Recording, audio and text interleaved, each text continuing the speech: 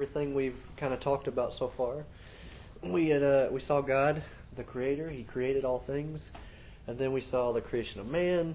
And we saw the fall of man to sin, with the deception and the serpent in the garden, and then we saw the basically a little bit of the fallout of what happened after humanity had sinned, which was, we weren't allowed to be in God's physical presence in the garden. But the amazing thing was, in the last chapter, we saw that, even though we couldn't be in God's physical presence inside of the garden, He was still speaking with us. He was still speaking to humanity. He hadn't abandoned us. And so it's pretty interesting, because I think that says so much about the nature of who Jesus Himself is.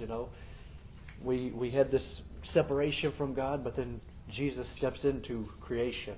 He comes down into the wilderness, as it were, to lift us up. And you see God, He does the same thing, like as we're kicked out of the garden, basically for our own good. God is still in our lives, at least in some. And in the last chapter, we also saw some of humanity. They were still holding on to the purpose that God had given us. They were holding on to that relationship. Like I said, they were still communing with God, speaking with God, praying, doing all those things.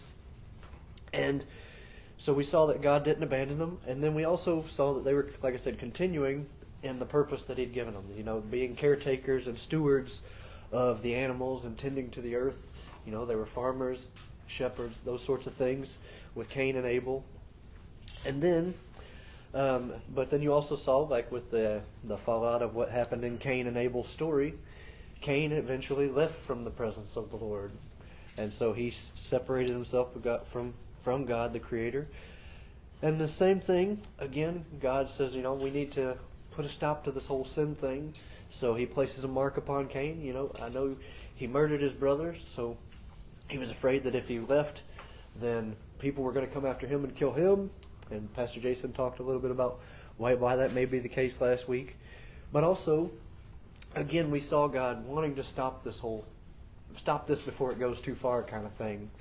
God places a mark on Cain and says, I know you were a murderer. That doesn't justify anybody else murdering you.